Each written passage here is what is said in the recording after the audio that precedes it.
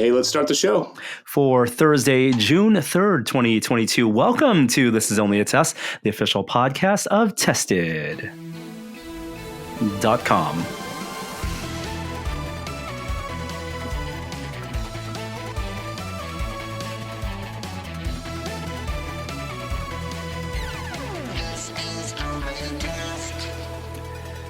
Hello and welcome to a special Star Wars episode. This week I'm Norm, joined by two returning guests, maybe the two most excited Star Wars fans I know, at least available to record a podcast. I wouldn't have it any other way. Kate Savicker. Kate, so good to have you here. So good to see you. Hey, yeah, thanks for having me back.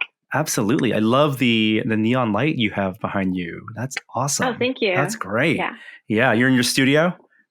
I am. Oh, so much fun stuff. And also returning to the podcast, we had him here last time to talk about his adventures on the Galactic Star Cruiser. It's Adam Russell of the Thank the Maker podcast, also of the band Story of the Year. Adam, so glad to have you back. Hello there. Good to be back. Hello there. Indeed. Thank you so much. I know you're a little bit further in the future than we are, and we're recording late. So it's a little bit later, but I really appreciate you being on the show. And I wouldn't have it any other way because all three of us this past weekend were in proximity. We were in person. We didn't actually get to see each other for long, at least. But we were all at Star Wars Celebration, and so that's what this episode is going to be about. We're going to talk about our experiences at Celebration, some of the news that came out of the show, what the vibe was like, things you saw. I'm sure we all saw overlapping things and a very different Star Wars experience or Celebration experiences. And I guess I can kind of kick things off just to say that I was only down there for like half a day. I was only down there for like half a Saturday. So I'm of the mindset that, having been to conventions like Comic-Con, New York Comic-Con, where like big news happens, sometimes like the best way to absorb some of that news isn't actually being on the show floor. Like unless you're in the panel halls and the things and the announcements are live and coming right at you, because they did live stream a bunch of this stuff and the press releases drop, sometimes people at home get the news sooner than you do, but the vibe is very different. There's definitely an energy on the show floor. But Kate, I did get to bump into you and see you there. How many days did you have to go? And how long did you stay? I only did 1 day. I did Saturday. But I was there from about, I think, 10 a.m. until closing. Oh, wow. Okay. So main floor, got to wander. This is Anaheim Convention Center. So Celebration travels around the world. I think they announced Europe would be the next one next year. London. Okay. Ooh. Yes. So, Star Wars is a global brand, but we're very happy that they've done Anaheim a bunch of times. Love that convention center and love the things they get to bring and the things that fans get to bring. Adam, were you there all 4 days? I was. Oh my goodness. It was a lot. It was a lot. And you travel, you're out of state, so you made a whole trip out of it, presumably. Yeah, and I actually, in typical ADHD fashion, waited too long to try to get a plane ticket. So by the time I went to buy one, they were like $900. Oh my gosh. No. Wow. And it was like either spend $900, to which I don't have because I'm already spending, however much to do this convention and all the autographs and photo ops and all the stuff, or drive from St. Louis, Missouri, 1,800 miles to Anaheim. Which is what I ended up doing. You drove. Oh, wow. Man. Okay. Yeah. So I didn't know that, but that's really funny because all three of us sounds like we made road trips. All three of us made drives. Nice. I drove down with the entire family. Kate, you drove down with your family as well. I did. My family didn't actually end up going to the show. We stayed with some friends in the LA area. And so it was more of like, Memorial Day weekend, it was more of a family trip. And I kind of snuck away just for the half day to be at Celebration. But Kate, this is your first time big road trip with the family and going to a convention with them? Yeah, definitely. It's not my first road trip, but my first convention with entanglements, I suppose. Wow. So that was exciting. It's a whole thing. Did they enjoy it though? Enjoy the show? The kid? Yeah, I mean, as much as a tiny child can. It was funny. I was stopped, I think, 3 times to ask to have people take a photo with me, which I was like, "Ooh, I feel like a big shot." My child, however, was stopped about 45 times because they were dressed as an Ewok, and Nice. there's nothing cuter than like a toddling 8-month-old, in dressed as an Ewok. It's the reason to have kids, and it's Pretty and much. then best reason to dress up. Outside of Halloween, find opportunities to dress your kids up in characters. Yeah, I saw them super super super cute. How was that road trip out here from St. Louis? How many days was that? We went straight through. So I just so happened to have a friend who was in Denver finishing up work the day that he needed to be finishing up work in order for me to pick him up and go there. Because we had he's a videographer, he's a photographer, and the one of the guys who was going to do video for us there bailed not too long ago. So I just asked Drew, and he happened to be in Denver, so it worked out that I didn't have to drive by myself. But it was still intense. I mean, my wife and I actually planned to do it together months ago, but she's not a big Star Wars fan, so she was just going to kind of hang out in the area. We were going to make a trip out of it. That ended up not happening, which I was bummed about, but it worked out with Drew. So we could still drive straight through, but man, I'm not 22 years old anymore. That's what I'll say about that. I've done that road trip many times with the band, and now it just hurts. It hurts everywhere. And we got caught in a snowstorm in the mountains in Colorado. Wow. It was an adventure. Yeah, 28-ish hours. 20 hours straight through. Yeah. No stopping. Holy smokes. But we did stop for like a 2-hour nap at a Walmart after we made it through the snowstorm. So, wow, well-deserved rest. Like the youths, just going for it. Yeah, it's. You guys ever see that the movie Fanboys?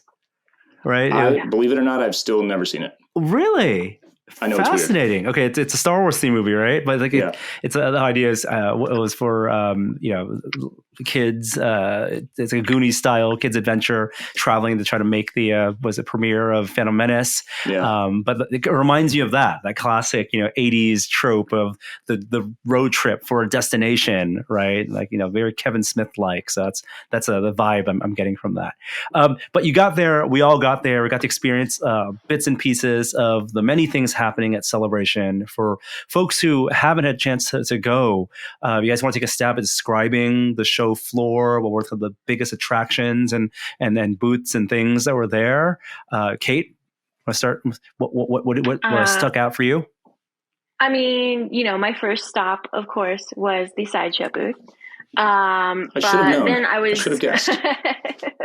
I was very excited to see that Regal Robot, Tom Spina, had a booth there. So I got to see him. I haven't seen him in a few years, and catch up a little bit. I was pretty into a lot of the like big sets that you could take photos in front of, the vehicles. There was some pretty cool like custom vehicles there as well. And of course, it breaks my heart because I didn't get to go in there, but the Mandalorian experience, of which I kept trying to get reservations for, I couldn't. And then when I finally made time to get there, they weren't taking any more walk-ins. But my friend Jonathan works with Legacy, and they were actually running the experience. And so he spent one of the days, I think he spent Friday, like 8 hours inside the Bantha, like operating it, which he described to me. He's like, it's like you're inside an X-Wing. So you're like back to back with the other person. One person's doing the mouth, one person's doing the tail. And he said, it's easy enough to open the mouth by pushing forward, but when you want to close the mouth, it's like you have to use all your strength and pull it back. So he was essentially just rowing all day. And like couldn't move his arms afterwards. So, but the show itself, all the photos I saw of it were amazing. Yeah. You mentioned that Bantha, the animatronic. It's like Ace Ventura Rhino style, right? Yes. Cramped inside. Yes. Hopefully not the same type of exit. But yeah, so a massive show floor. The things you mentioned, I think they've had like past celebrations in terms of the displays, the setups. One of the things that struck me it being, Star Wars, like a single franchise, a single theme for a massive space, is how do you fill up all the spaces? Could you have, are there enough vendors in the world just for Star Wars merch? And it turns out one, yes, there are, of every ilk, every type of, phone accessory, every type of license that a company can have for Star Wars was essentially Dog there. sweaters, Exactly. the Right. whole thing. Yep. From collectibles to clothing. And I forgot, one of the coolest things I saw was the DIY-O-Rama, obviously up my alley, exactly. And so it was a massive space. It was like a giant model shop, and everybody got to come and build a part of it. And then they set up little dioramas for different scenes. And I definitely had to be dragged away from there, and I wanted to sit down and start building with them. Oh my gosh. I didn't even get a chance to see that, but it was a big section area just for fan model building, right? To actually do it on location, like a makeshift workshop, like you described. But like sets, life-size sets in the past, whether it's the Millennium Falcon or the chess table, or even like Back to Tanks, but like places that are photo op, but are fan-made creations of sets for photo ops. I think the most imposing one was like a not quite life-size, but definitely convention hall size TIE fighter right in the middle of the hall. Yeah, really big, very close. So cool. Yeah. Adam, what were the big standouts for you? That TIE fighter was great to see. There were actually fewer sort of like life-size recreations than 2019 in Chicago. They had a tank and some different things, but this overall was bigger. So just the sheer size and scope of this one was overwhelming and cool to see. I'd been to that convention center many times there's the NAMM show, which is like the music equipment trade show, which I've been to. So I felt like I knew my way around it, but turns out I was way too drunk every time.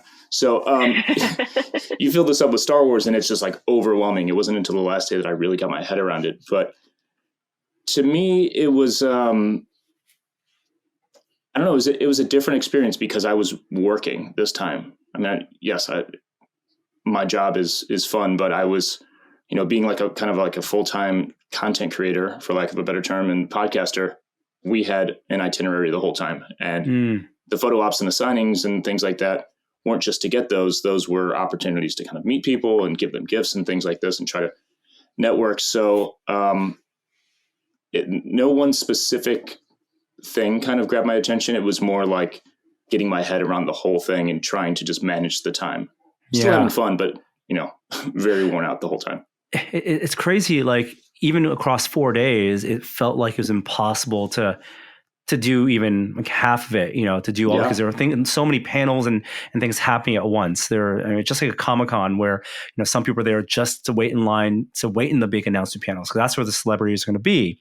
There's a whole live broadcast stage where the Star Wars show hosts were on stage, doing live streams, and the same actors would come out, and you've had, these kind of arena style crowds and interviews. There were photo ops, there were gatherings of cosplayers. So all the different garrisons, whether it's Imperial to the Rebels to the running of the ice cream. Yes, exactly, right. All the different gatherings would happen, and you'd like happen onto these things. So that was a really nice thing. It didn't feel just like a place to go shopping, even though there was plenty of that shopping experience to be had. And Kate, like you said, a great place to catch up with folks that we haven't seen in so long, whether it was Tom Spina or droid builders above the multiple floors of the convention center.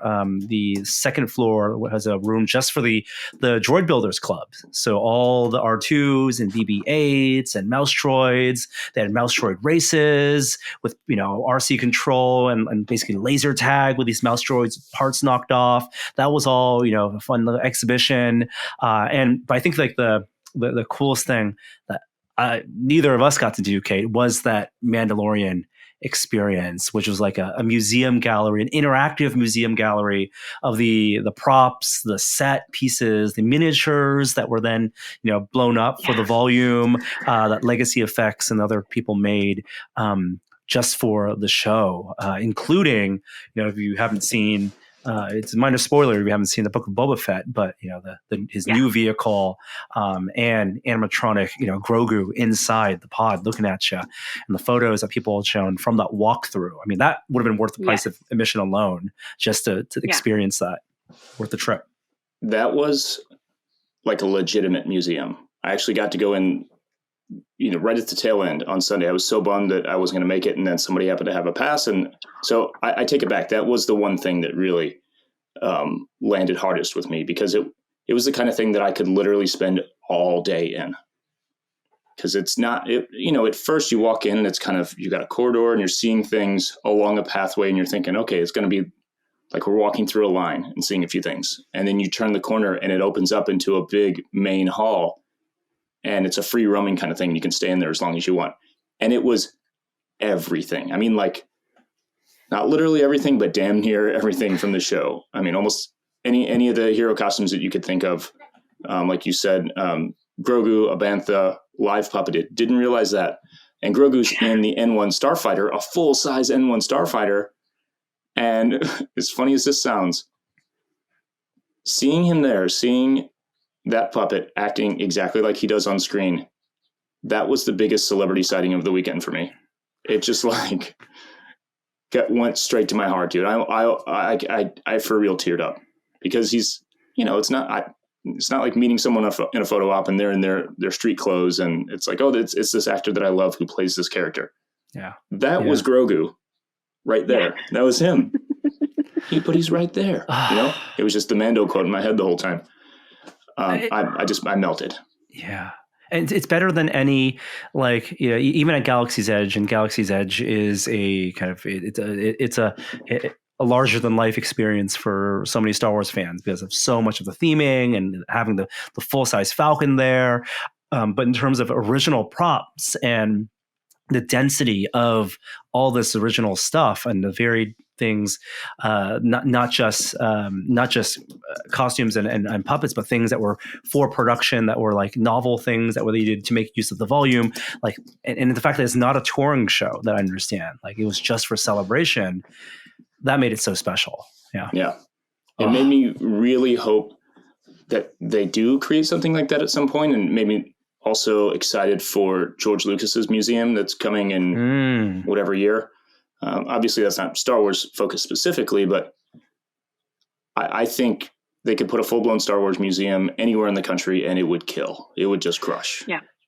Well, there are exhibitions kind of like that all over the world, with big franchises like Lord of the Rings obviously has its stuff down in New Zealand, what a workshop and, their cave store and the stuff that they've put in exhibit. Game of Thrones had for a long time a big touring exhibit, all the crazy, beautiful, like the best in world costumes, right, that they had for that show, that we got to see at South by Southwest. And Harry Potter, right, where they actually turned the sets, as opposed to breaking those sets down, turned that into a money-making venture with a big walkthrough exhibit north of London. We would love to see something like Star Wars. Star Wars has had, I guess they've had prop touring exhibits, on a regular basis. I remember seeing things go on tour, costumes go on tour, like the Mopop up in Museum of Pop up in Seattle had it for a while. So maybe, it's not out of the question. It's definitely, once the world opens a little more back up, maybe they could do that, and that would be a chance for these things to go on tour. Sign me up. Give me the season pass. yeah. You want the band shirt, right? You want the touring shirt for sure. For that. Yeah, I saw it in this city, and this city, and this city. Okay, well, we're going to talk absolutely more about things you saw, but I also want to talk about some of the news that dropped, because, like I said, it was hard for at least me to absorb some of that news. I had to come home from the trip, decompress, and then watch the trailers and the recaps and some of the video streams.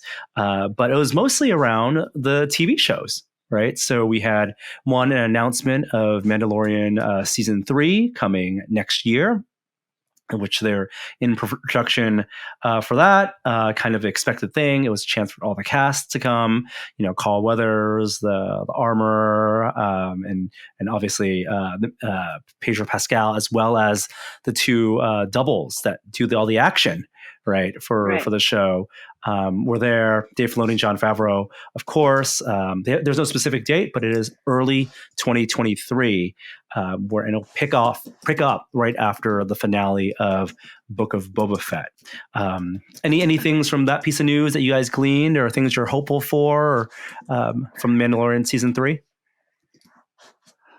I didn't pick up a ton from that. All I know is that I was told it looked amazing, and Bo-Katan was sitting on a throne. So, yes, please. And it's supposedly full-blown Mandalorian war. The war to reclaim Mandalore, which is what we all hoped. So here it is. It's bringing this part of this very crucial part of the Clone Wars fully to live action. So I'm pumped. Yeah, I think I'm really glad because they teased that, right? They teased that in the Mando appearances in the Book of Boba Fett. And maybe that was one of the more divisive things about Book of Boba Fett, is that how much of the story they carved out to do the Mando story and to have the reunion in that show. A lot of people were like, wow, that felt maybe rushed, like the separation of Grogu and Mando. Maybe that could have been like an end of season 3 reunion, have a lot of build up for that emotional payoff. But they kind of did it just in the Book of Boba Fett. And that's fine, because if that gets them faster to this epic scale, the world of Mandalore that we really haven't seen in live action, just glimpses of the piece that you worked on, Kate, with the Terminator 2 style destruction, right? You worked on that? The Night of a Thousand Tears, is that what it is? I did some work with Tippett Studios, and we kind of teamed up with Doug Chang and did a bit of art direction, as it were. So Phil and I created a bunch of miniature sets, as we were told this was for The Mandalorian, and it ended up being part of Book of Boba Fett. But yeah, they used a lot of things that we had kind of made some mock-ups of to turn into their set. Dude, I'm so happy for you. That's incredible. Can I say a thing about Phil Tippett real quick? Please. I was at the panel for Light and Magic. Oh yes, the Ron Howard documentary series. Who went. It was so fun. It was, like you said, it's a Disney Plus documentary series that's coming. It's directed by Lawrence Kasdan. Lawrence Kasdan. Yes, produced by Ron Howard. Yes. So Phil Tippett, Ron Howard, and a handful of other folks were on stage. Larry Kasdan was remote because he got COVID. That's a bum out. But it was really fun. It wasn't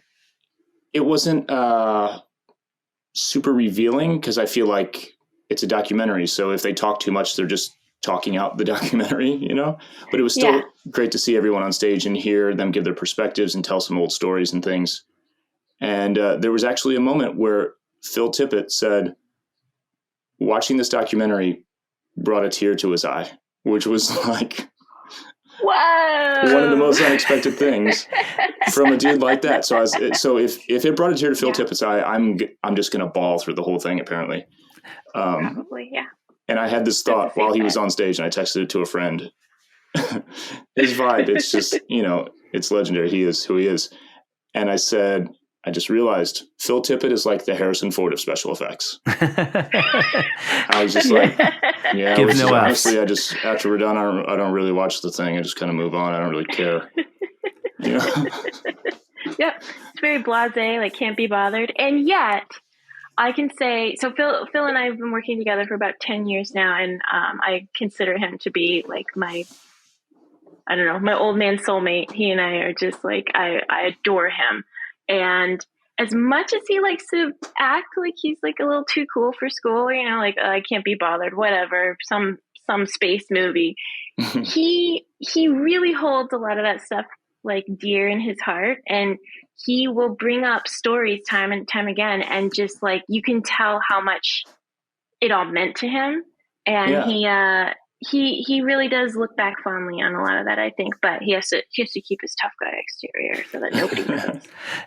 It was really funny following that panel on social media, because I think there was it wasn't necessarily trending, but following the celebration hashtag, and people in the audience who have heard the names and seen the photos of Phil and Dennis Muir and them, but never getting to hear them really be frank about their experiences, coming to realize the thing, Kate, that you who work with Phil know for so long, that his attitude, Adam, like the thing that you are realizing, like that grumpy man persona is really funny, and to see that shared with the world.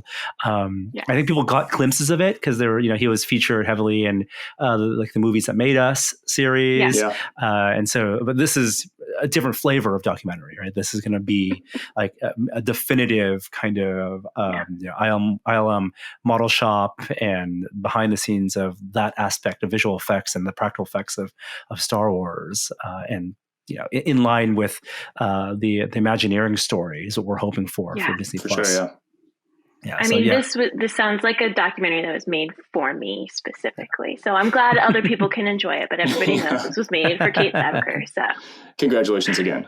Yeah. Thank you. We also got to see the first trailer footage for the next Disney Plus Star Wars show coming out, and that's Andor. It's coming out, I believe, end of August 31st, and it is Cassian Andor from Rogue One. The two leads seem to be Cassian Andor and also Mon Mothma, who, played by Genevieve O'Reilly, was the same actress that they first was introduced as Mon Mothma because of the appearance and like she captured the essence in, I believe, episode 3. Right, was her first appearance, and then she returned in Rogue One, and now we're getting Mon Mothma political space espionage and space political drama, which is like the world of the stuff I actually really like. People always joke about Trade Federation like nonsense from Phantom Menace, and maybe that wasn't as elegantly like executed. But my favorite Star Trek is all the space politics stuff. Is Star Trek 6. So if we're gonna have that kind of political espionage in the Star Wars world, because it is about the rise of the Empire and destabilization of the galaxy, that's really great that they're gonna have her tell her story. Yeah, I think it's going to be not only great to see her because she's brilliant and that character's really intriguing, but I think it's going to be this unlocking of a whole just the layers of the onion are going to peel back, and we're going to see some stuff that's going to be pretty awesome. I mean, because the connections that are made during this time to other stories, it's hard to overstate the amount of potential that's there. So it's true. They're telling all kinds of other stories around this, and I feel like this may glue it all together because this is directly about the rebellion and key members of it. So, and we'll talk about, in Obi-Wan, the surprise appearances, because timelines wise, they surprised everyone with the kind of cameos and the characters they were able to bring into Mandalorian and into Book of Boba Fett. And you kind of look at the Star Wars timeline, like, oh, who's alive and who's at what age at this time, not only from the live action stuff, but also from Rebels and Clone Wars. And like, this is in that Rogue One sweet spot. And in Rogue One, there weren't a ton of crossover characters. It was really, Senator Organa and Mon Mothma, and some cameos like a Chopper, right, the droid in the background. Yeah, more things were from animation, like Saw Gerrera being a big animated character. It was stuff like that. Yeah, I think we'll see a lot. Yeah, there's a lot of potential for animation crossover. So it'll be interesting to see. But also, there's indication that it's going pretty far back. Like we might get a very young Cassian Andor towards the beginning. So we'll see. Another big, it might have been reported before, but I didn't realize it was a 12-episode show that they're doing. And that's why it's been in production for so long, that unlike Obi-Wan, which has been billed as a limited series, this is 12 episodes, and they're starting a season 2, filming this November. So we're going to get 2 seasons of Cassian Andor. I think they can't go further than that, because I think they said at the end of season 2, you're going to get to where he is when we meet him in Rogue One. Right. But even though he is the main character and we know how his story ends, this is a chance to bring in either new characters that they can explore, or just kind of dive deeper into that time period. The first season is not supposed to have K2SO either, so I think they're saving all the CG goodness for that character, and Alan Tudyk returning for that for season 2. So I bummed. will say one quick note about the appearance of Mon Mothma. I can just say that as a young girl, pretty much your only option for like who to idolize in Star Wars would be Princess Leia. But as a kid, I was very much like anti-princess, even though she's the most badass princess you could ask for. I just had this thing in me that was like, I just can't go for like the obvious one, right? And so having the only other female character in the original trilogy that you could pick, I was like, now this lady knows what's up. She is strong and she's powerful and I love her and she has red hair. She calls shots. I want her to be my mom. Yeah. Right? Yeah. So I'm very happy to see more of her. And they gave her a better haircut. And they updated her haircut, updated her wardrobe. It's, she gets to the point where we see, maybe, by the end of the show, she'll have that 70s style haircut, early 80s haircut that we see. But, it's quite fashionable. So good for the costume designers and production design of that show. Speaking of badass lady heroes, there was also Ahsoka. And Rosario Dawson was there to show some footage, which I don't think has appeared online, but also introduce some of the cast that are going to be in the show. And even though I'm a big Clone Wars / Rebels viewers, haven't seen those, her appearance and her performance in Mandalorian and Book of Boba Fett have made her a favorite. And I'm very excited for this show. What did you guys take away from the news and what they showed? Well, I'm pretty excited. I actually had friends who were working at Lucasfilm Animation when Clone Wars was being made. So while the first movie, which was the first few episodes, not my favorite, I have a lot of issues with it, including the way Ahsoka is as a character in that. Once you get later into the series, she is such an awesome character, and you see her power grow, and you see her just really coming into herself. And everyone that I knew that was working there at the time said that Dave Filoni had this huge affinity for her as a character. He essentially just started calling her like his daughter. And so he was very protective of the way she was portrayed, and he really wanted to have control over, the way she was presented. So it's exciting. Of course, when I saw her come up in The Mandalorian, I was very excited, and I think Rosario Dawson is amazing. So the fact that she gets to do it in her own show with Dave and Jon Favreau, making it happen, I think it's going to be really great. I'm so pumped. And everything I've heard about what was shown, by the way, I had access to that panel and completely spaced on it. Oh, no. Because it was the first day. Our good friend, Sarah, who hosts one of the podcasts on our network, Princess and Scoundrel, she's like the network mom, because we're all a bunch of band idiots. So she handles stuff. She got us access to that.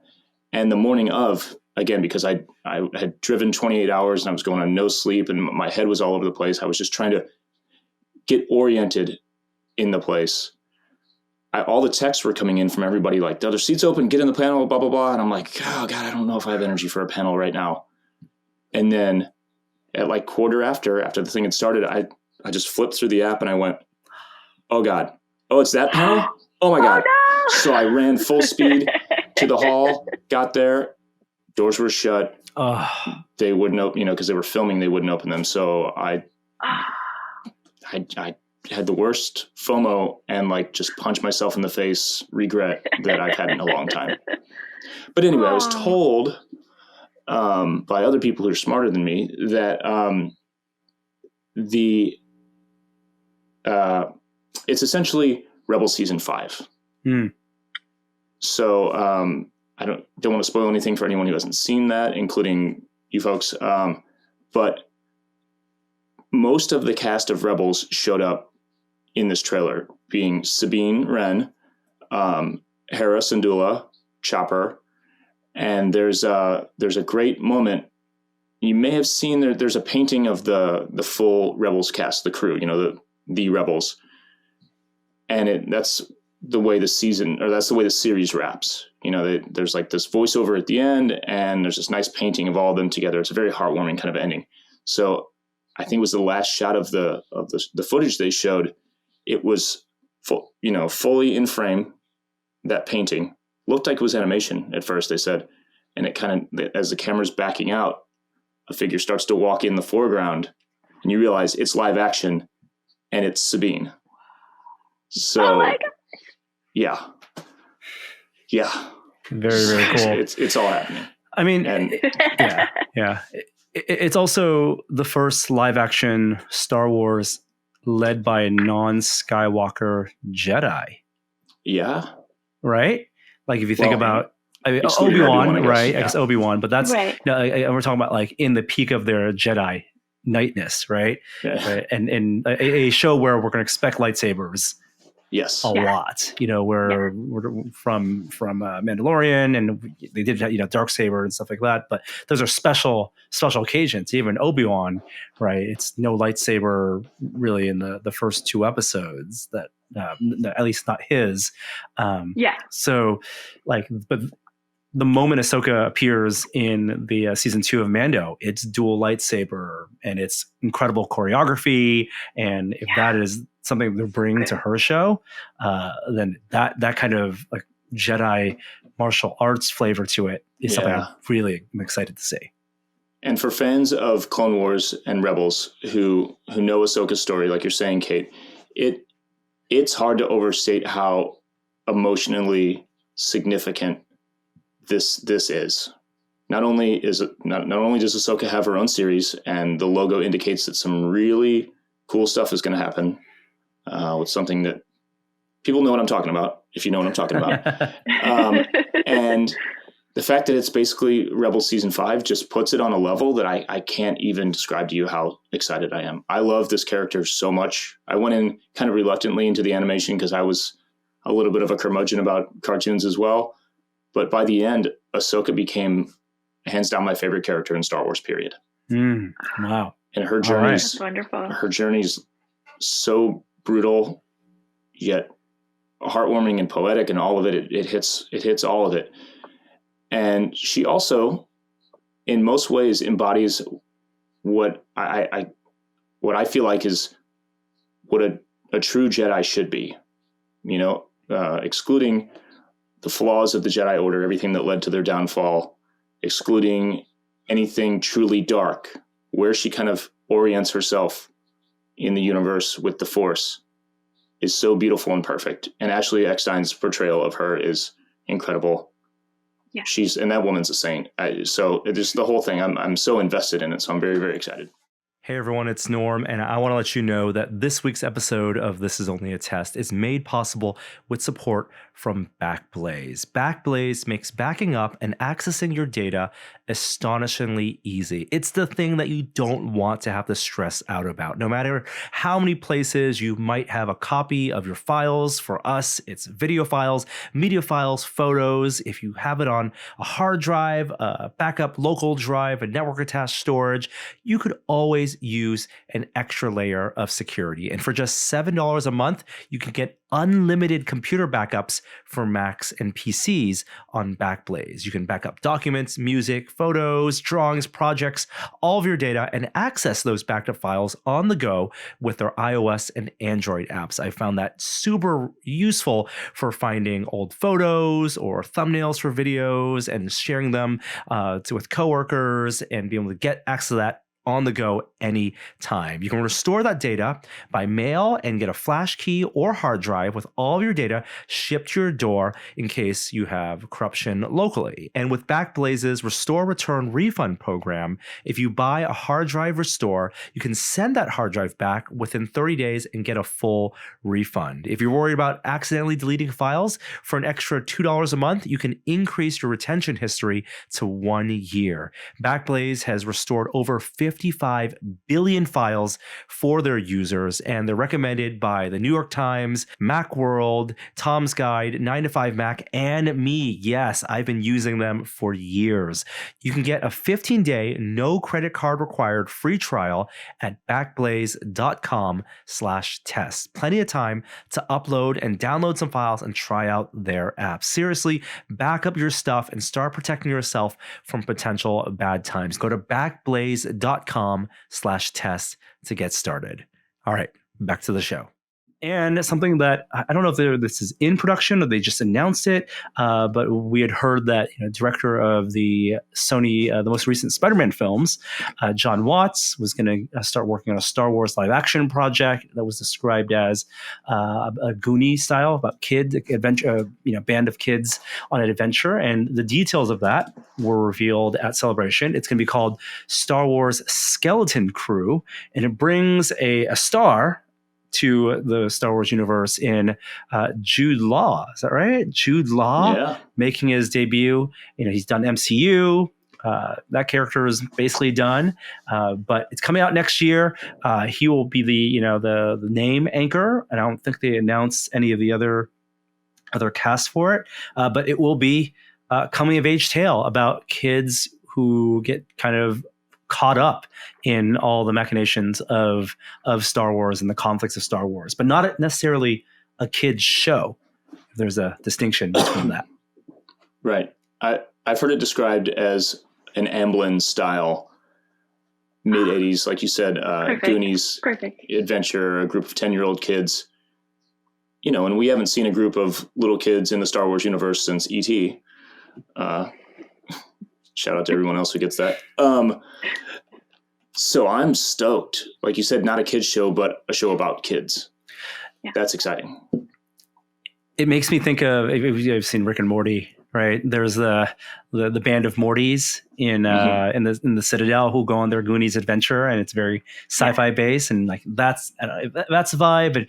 But John Watts and what he did with the relationship between Peter Parker and Ned and MJ, if we have that type of banter and making the best friend dynamics feel really real and honest, that kind of high school experience, but in a Star Wars galaxy, bring it on. I mean, I would love to see that take on it. And maybe this is the thing that kind of dispels or bridges that disconnect between Star Wars being for kids and what the older Star Wars fans kind of want out of Star Wars today, because Star Wars has always been for kids, and there are plenty of kids who grew up with Phantom Menace who look very fondly because that's what they grew up with. And I think that the creative forces behind Star Wars recognize that there is a balance that they can strike, that kids can watch a show like this, but not have it be necessarily quote unquote kiddie. Right. Because most of us, I think, as kids, fans of pop culture and these kind of movies, didn't want to see kid stuff. We wanted to do the cool adult things that these crews of people were doing in space or in airplanes or whatever. So I'm fully with you there. And something that just popped in my head that I hope we see. I hope they're taking the inspiration and doing something very cool in Star Wars with it. Kids on bikes, Stranger Things style. I want to see little speeders. Like, what is a kid speeder? What does a kid-sized speeder look like? And what do 5 kids, cruising on those look like? They're going to be cute droids. They're going to be cute pets, or cute, alien furry pets. Yeah. Those are the things that are going to sell the merch. That's going to be a prerequisite going into the show. Final bits of announcements. They had a few animated show announcements. Tales of the Jedi was new animated series. Also Star Wars Visions, a season 2 of that. That was one of the big highlights on Disney Plus this past year. And then in the video game world, they announced a sequel to Jedi Fallen Order, and it's Star Wars Jedi Survivor. So same main character, same protagonist, and a long-awaited sequel. And that game was very well received. So for video game fans, you got your Star Wars covered there. How about any merch? You guys pick up any good merch? Any things you want to shout out? I had to resist. I really had to keep it under control. I got a couple shirts. I spent a lot of time at the Heroes and Villains booth. They make great merch that's not too on the nose. It doesn't have big logos on it. It doesn't say Star Wars on it really big.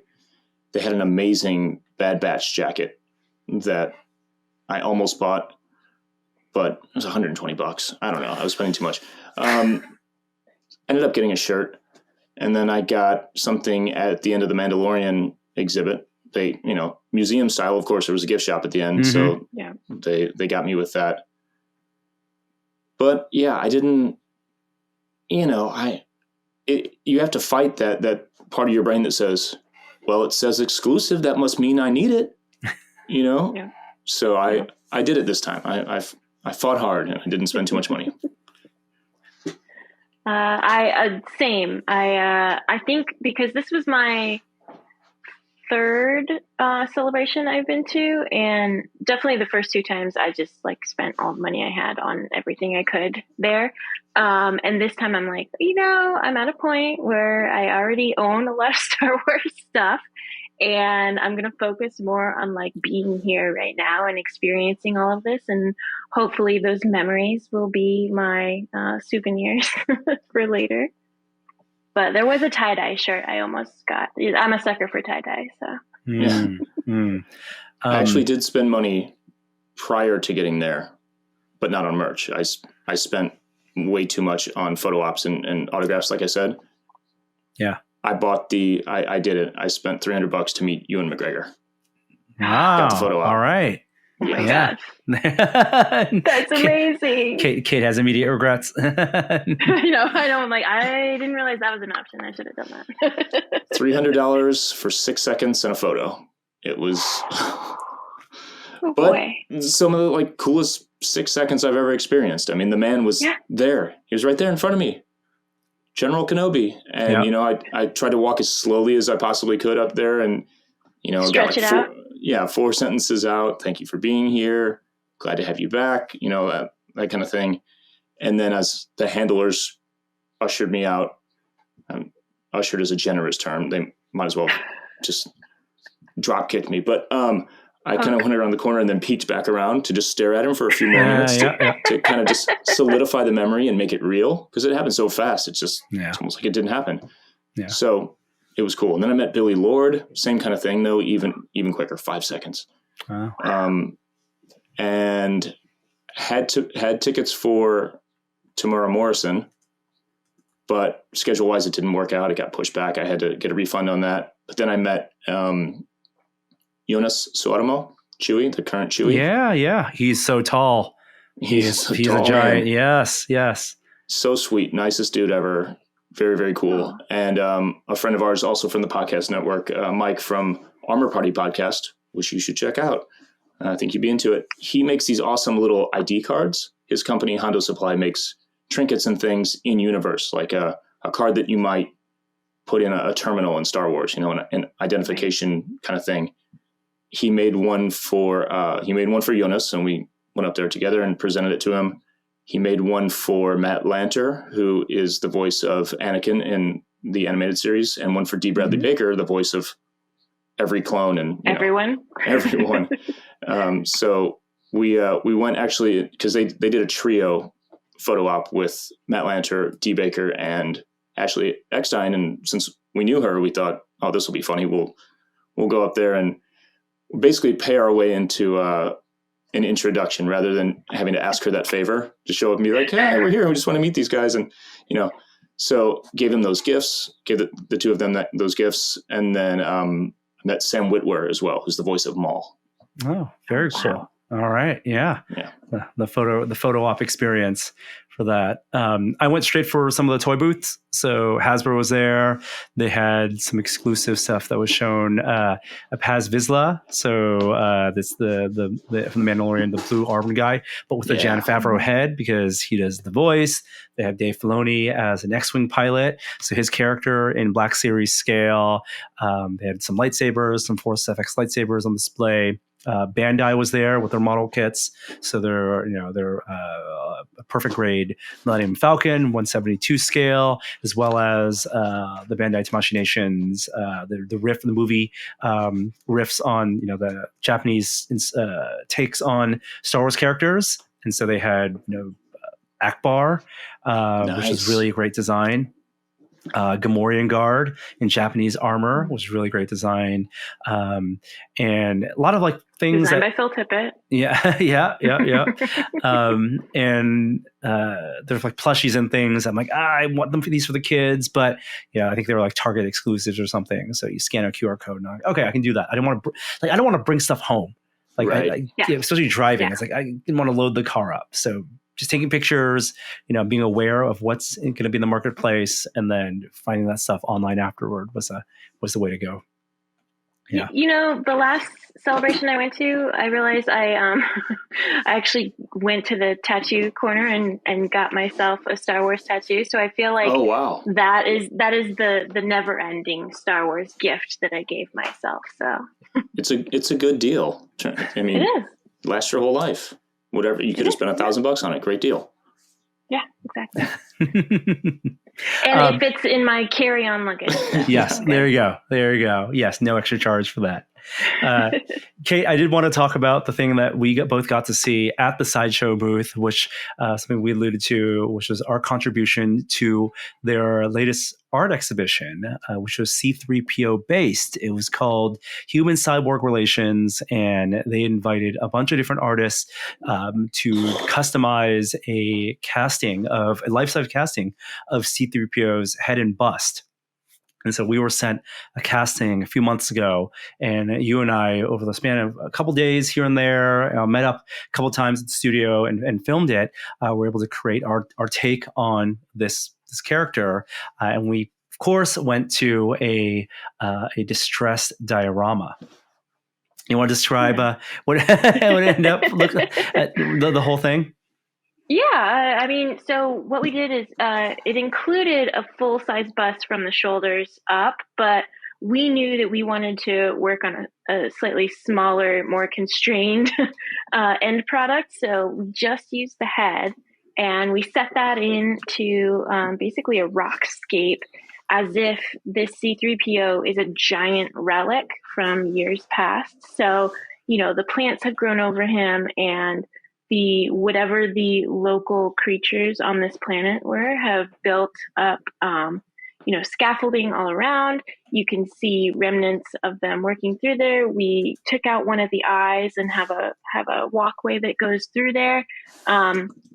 In studio, we had some light effects inside of that eye.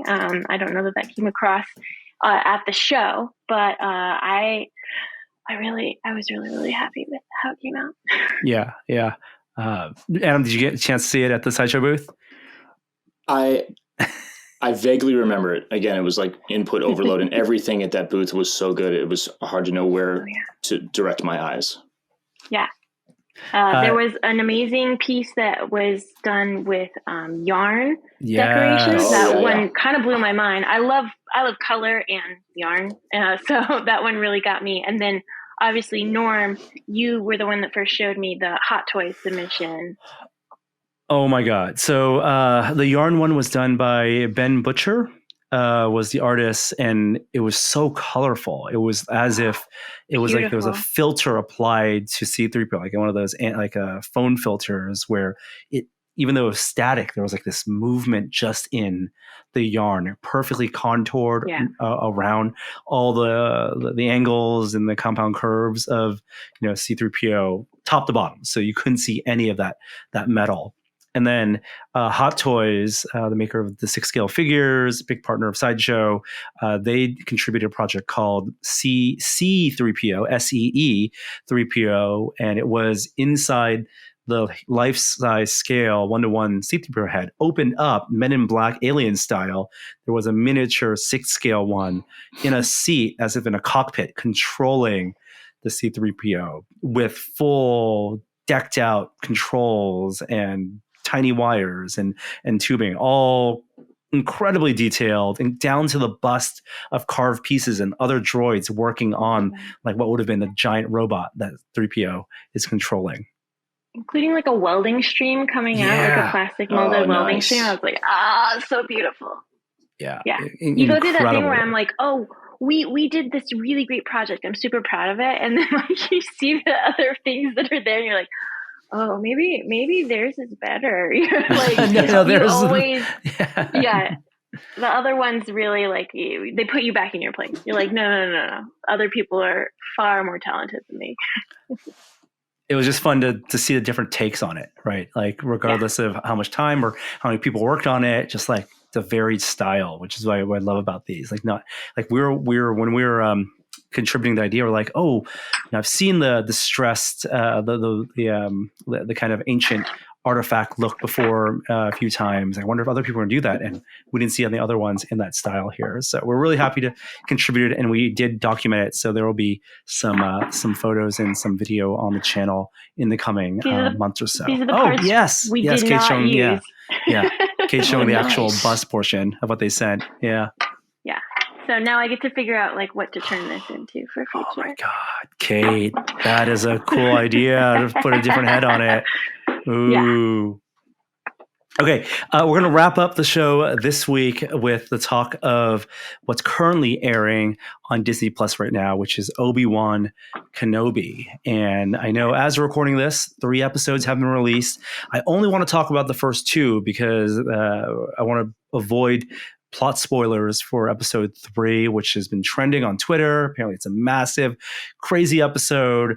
But this is the 6-part series directed by one director, Deborah Chow, who was a director on Mandalorian, and written by a team of people, telling the story of Kenobi 10 years after episode 3. And he starts off on Tatooine, kind of living his hermit life, not necessarily renouncing the ways of the Jedi, but definitely having lost the war, Right. as he said, suppressing it. Yes, and it's almost like Old Man Logan style, that vibe, right? Yeah. Like, the classic trope of Wolverine not wanting to release his claws because he's too old and he's vowed never to do it. It's the same idea with Obi-Wan and his force powers and his lightsaber. He's kind of set that aside and resigned himself to kind of watching over young Luke to the point where at some point he will be important to the galaxy. I think the one spoiler that we can say, I will say, because it was such a surprise, I didn't realize, but it's like on one of the crux of the shows is the reason that what kicks him back into gear, right?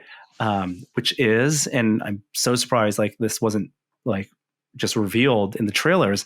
There's a Leia in this story. Yeah. We should have known. We should have guessed yes, that. I know, right? That makes sense. I don't know right why. in front of us. Yes, it was totally right there. But was it a surprise for both of you as well? 100%. Oh, for sure. Yeah. I had heard rumors that there would, of casting, but I was like, no, they're not going to fully do that, right?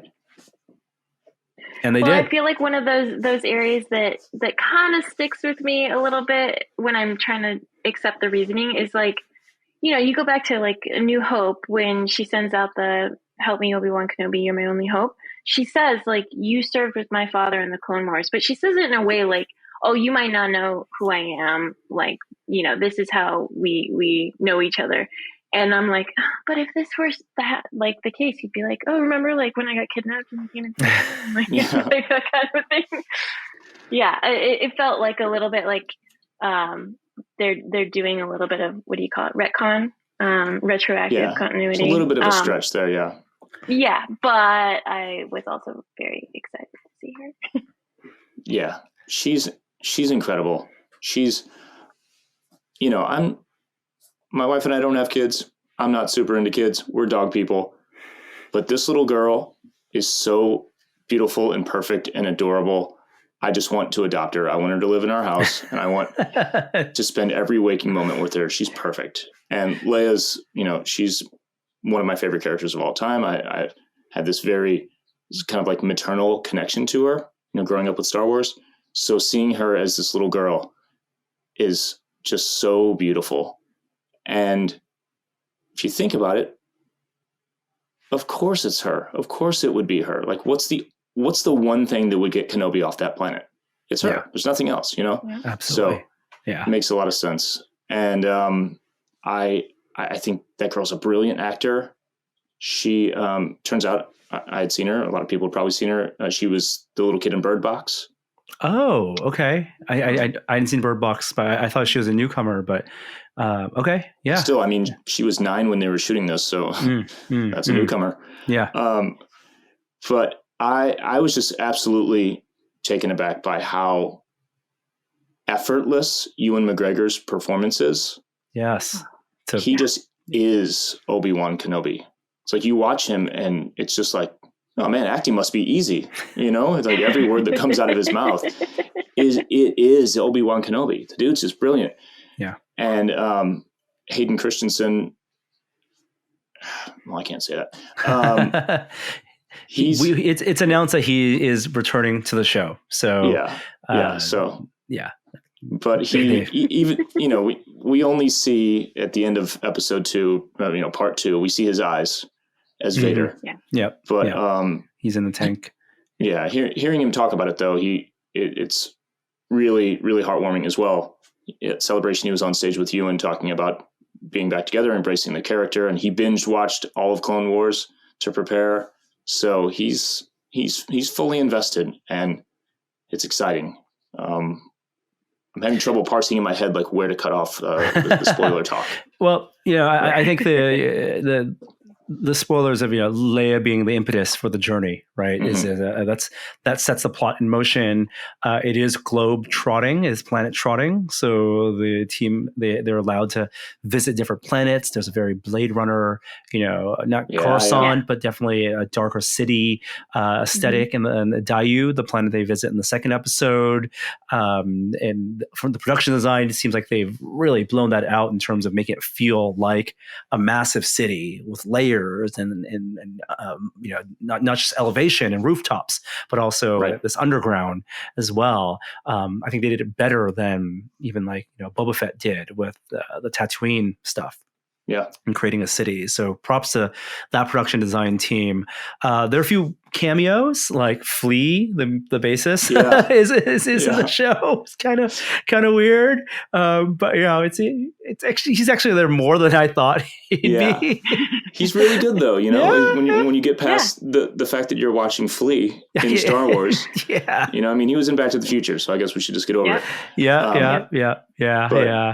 He's really good.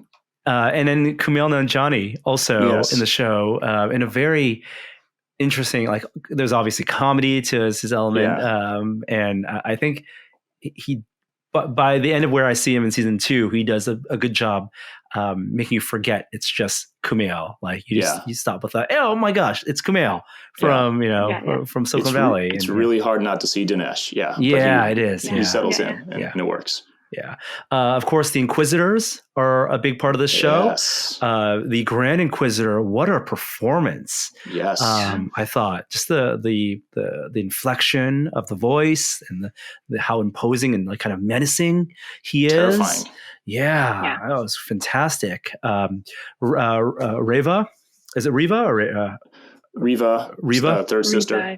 Third sister with Moses Ingram. She was in Queen's Gambit.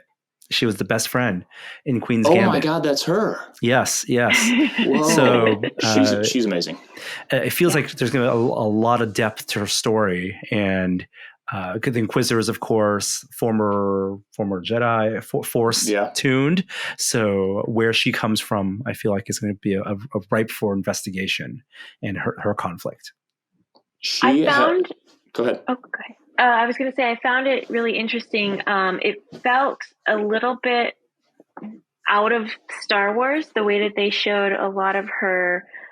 She's on the rooftop and she wants to come to she wants to chase after people. And it felt almost like stepping into maybe MCU, where it's like these very dramatic sweeping shots. And then she's almost parkour jumping around. And it took me out of it a little bit, because I'm like, this doesn't feel so much like Star Wars, but it's also kind of great to have her be such a badass and see her do her stuff. Yeah, it seems like Deborah Chow really wanted to come into this with a very specific aesthetic, set a tone, and then establish, like you said, that these are badasses. These are people to be feared in the galaxy. And I did feel a little bit of that too. It reminded me more of The Matrix than anything, I think. Sure. And there was one shot in particular that went first person for half a second. Did you notice when she kind of jumped down and grabbed that hype as she came down. Yeah. Ooh, So all there were a right. few Yeah. choices that were unexpected, but overall, I mean, I think her performance and the writing, it just brought me right back. So Yeah. I was pumped, and I think she, again, she's incredible, and the hate that's online, it couldn't be more frustrating and Yep. disappointing, you know. But unfortunately, it's not new. You know, Yep. it's Yep. almost It's to be predictable, expected at this point. right? Yeah. Yeah. Yeah. And you know, the trolls are going to be trolls. And so I'm not going Yeah. to give them the airspace to even, you know, let them have Yeah. that space there. I did want to say in Inquisitors, in that family, there's also fifth brother, which is, and I don't know if people have really shouted this out, but it's Han Solo from the Fast and the Furious movies. Han from Fast and Furious, Sung Kang, the actor, is fifth brother. So his name is Han Solo in Fast and Furious, and he's in Star Wars. So just wanted to make that connection as well. That's pretty great. Did you notice how they're doing the low octave modulation in his voice? Did you catch that? If you listen with headphones, it's really cool. It's menacing. Yeah. Yeah, he's great. So it's only I'm so like it's so wistful that it's only 6 episodes, right? Yeah. That it Well, feels like it's rumor a year. has it there's actually a second season coming. Okay. All right. Rumor has it they did some edits to the last episode to leave out a few things and set up potentially season 2. This is what I've heard. Oh, wow. I'm here for it. I'm here for it. Disney Plus has the money, and if the actors are excited and they you know the principals want to return and feel like they're not done with the universe and the storytelling, then absolutely, especially Yes. you know giving room for like the new Leia to really find Yeah. her place and own that character and the passing of the torch that way. Last thing on the Inquisitors, the costumes. Yeah. They're beautiful. Number one. So beautiful. And I love how they each have their own stylistically cohesive but unique costumes, or whatever you want to call them, suits. Did you notice that Riva's, and I think the other, the female with the kind of tendrils, they're mostly leather. From a distance, it looked like armor, but you see it up close. It's thick leather shoulders and kind of the breastplate. It's really, really beautiful stuff, and you see it more closely in part 3. So look for that. I think those costumes were at Celebration as well at the Obi-Wan booth behind the glass. Yeah, and yeah, those look really, really good. Along with their lightsaber hilts too. Those are all machined hilts, and of course there are going to be fan replicas and official replicas all over the place. But love that design of the dual crescent that can split apart, dual blades. They holster in the back, very Tron Legacy like, right? With their halos, their discs behind them. I did get pretty excited at the like propeller action that was happening. I was like, oh yeah, I'm here for this. What is Star Wars will never die. There will be Star Wars forever. And I mean, it's just like the MCU. They're going to keep on making these shows. We're going to keep consuming them. I think that's it for the show, our show this week, at least. And I want to thank you both. Thank you so much, Kate, for making the time. It was so good to see you down there at Celebration with the entire family and your cute little Ewok there as well. And Adam, thank you so much again, last minute notice on joining, and hope you got some sleep and rest. You didn't sprint all the way back home, did you? 28 hours in one go? Basically, yeah. Oh, yeah. And with all this stuff going on too, we've got we've got the 3 podcasts on the network, and we've got this show, and we've got Celebration to cover, and we've got all this. I'm just resigned to the fact that I'm not going to sleep until July. Like it is what it is, So, just out here trying to make content and not die. Yeah. Good. Yeah. Healthy way to live. Healthy way to live. Good motto. Yeah. Yes. I'm only 42. Yeah. We'll put on a t-shirt. All right. Thank the Maker is the name of your podcast, Star Wars theme. You guys are doing episode breakdowns and reviews of all the Obi-Wan shows. And I'm sure as Andor released, there'll be plenty of content for you guys to be reacting to. And the time could not be more perfect because Adam's camera just dropped. So there, we see a Guys, I died. disconnected It happened. disconnected iPhone image. So that's it for us. Thank you so much for listening. Kishore will be back next week, and I have it on good authority that later in June, Jeremy might even return for a special episode. I know. Oh, yay. I know people will get me excited about that. But good evening to both of you. I got to make a plane to Washington D.C. In like less than 12 hours. So Oh my gosh. happy testing, happy making, and we'll see you next week, everyone. Bye. Hi there, I didn't see you.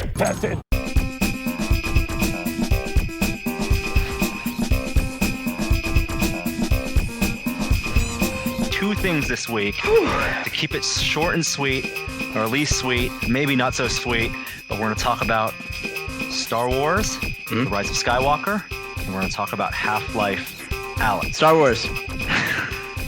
That was a Star Wars. Mandalorian Chapter 7. Wow. It's the first cliffhanger in the entire series. And thank God it's not the end of the season, because that would be a long wait. It devastated me.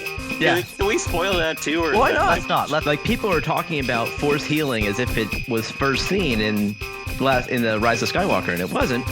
It was in Mandalorian. Well, who saw it, right? By It's not- like hours. Literal Right. hours. It was, yeah. That's it.